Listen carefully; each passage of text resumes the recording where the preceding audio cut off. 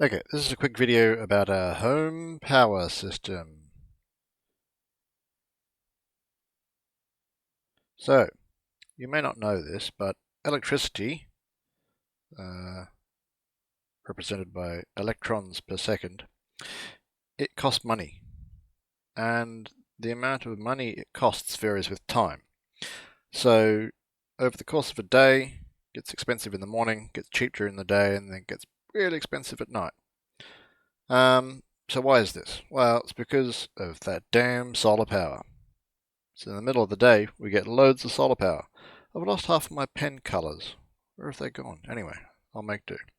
So during the day, there's this big glut of solar power, and sometimes, it doesn't happen all the time, but sometimes it can make the price of electricity go negative, which is kind of weird, but cool if you can take advantage of that.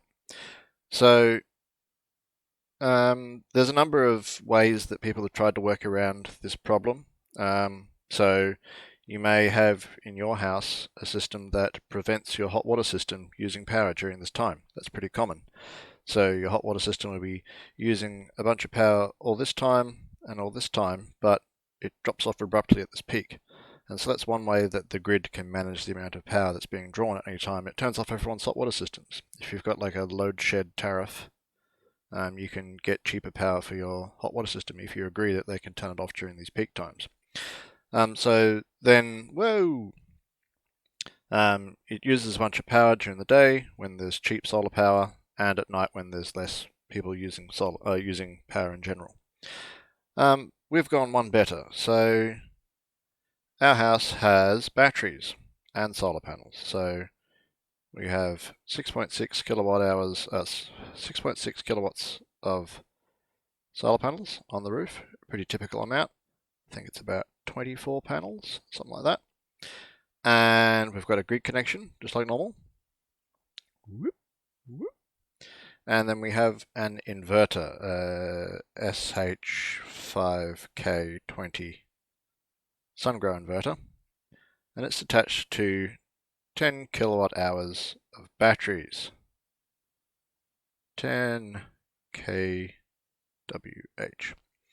And so what we're able to do is during the day when there's loads of solar power coming in, we can store it in the battery. And then when our house that definitely has a chimney and is definitely shaped like this and has one door at the front and a window with a cross in it, when our house needs power, we can feed it. If there's excess solar power, we can feed it straight from the solar panels to the house. But if there's excess, we can put it into the battery, and once the battery gets to 100%, we can export the excess to the grid. All well and good. But we wanted to take this one step further. So we've done some extra optimization. So when we had the solar panels put in, we got rid of our tariff thingo. Scheiße. We got rid of our hot water tariff thingo.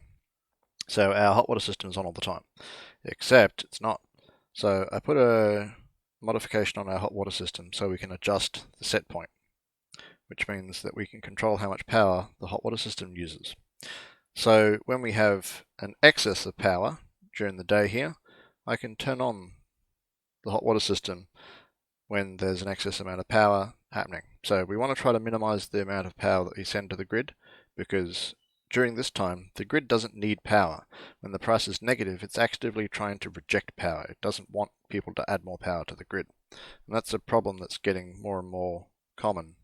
So we want to try to minimize the amount of power that we feed to the grid. So once the batteries are full, once the battery's at 100%, we can then start heating up the water.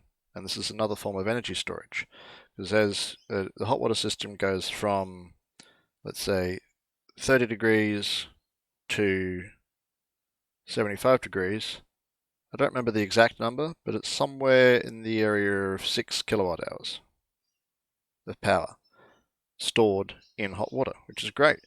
So we've got this 10 kilowatt, actually 8.8 usable kilowatt hours of batteries, but then we've also got 6 kilowatt hours of storage in our hot water system.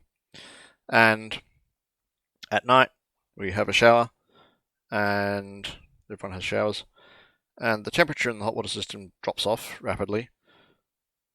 But then it's fine. because in the morning when there's excess power, it jumps up again. So that's awesome. But this time when the price on the grid is negative, that means that if you draw power from the grid, you earn money.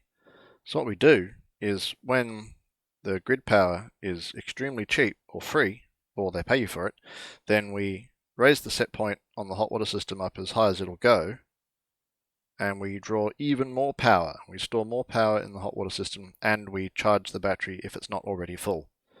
So this way we can help the grid deal with some of the excess power that all this dirty, all this awful green power is generating, and we can soak it up and use it later, which is great because it means in the evening when there's this massive spike, we're not drawing anything from the grid at all. We're just flattening our battery. And so in the evening, or the power curve for our battery over the course of a day starts out pretty low, and then when the solar panel kicks in and when there's cheap power, we charge it up and up and up and up and up, and it hits 100%. And then when there's this big spike in the evening, when we're cooking dinner and such, then battery drops down. And then usually it bottoms out over the course of the night, and then we have to start drawing power from the grid again.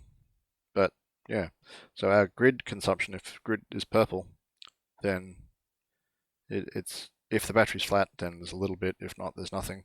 It goes up and up, and then we actively spike power from the grid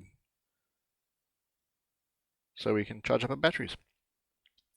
And that's a pretty neat system, I think, but it takes a lot of nerdery to get that happening. So here is that nerdery. So this is Grafana, which is showing data from my InfluxDB server. So this is actual live data coming off my system. Let's pick a less cloudy day so it looks a bit cleaner. That one's still pretty not very clean day. Here's a good one. So let's break this down. So we've got power from the west array. Actually, let me skip forward a couple of days when we cut down the palm tree that was shading the west array. Where are we? That'll do. And then the east array.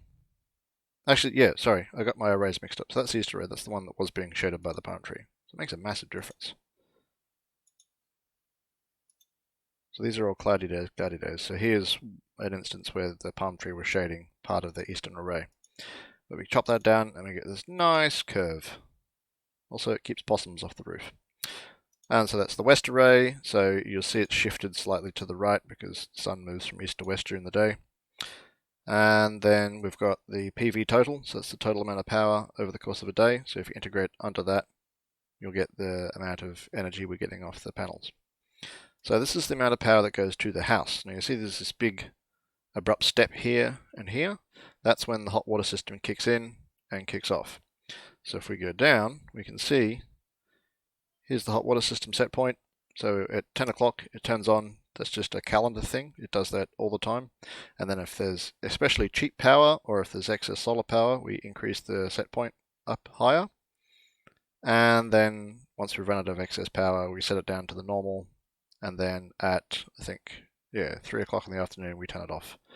And then we have some showers in the evening, and that drops the temperature back down. And then the next day, it heats back up again. So we can soak up a whole heap of power when it's cheap. So speaking of when it's cheap, this is the real-time, this is the price of electricity over the course of a day. So we got the 5-minute bid price. So energy consumers and producers bid on how much they want to pay for electricity. And then every half an hour that gets averaged out into the actual price that people are charged for the power over that period. So you see here at 11 a.m. on the 28th, the price of electricity got to 4 cents a kilowatt hour. Normally you'd be paying somewhere in the area of 30. So because we are able to control when we draw power from the grid, we can soak up a bunch of power when it's quite cheap, and then during this massive spike in the evening where it got up to 40 cents a kilowatt hour, we're not drawing anything from the grid, which is perfect. So if I turn on the grid draw, so you see even though we want to draw from the grid here, there's so much solar power available that we're not actually doing it.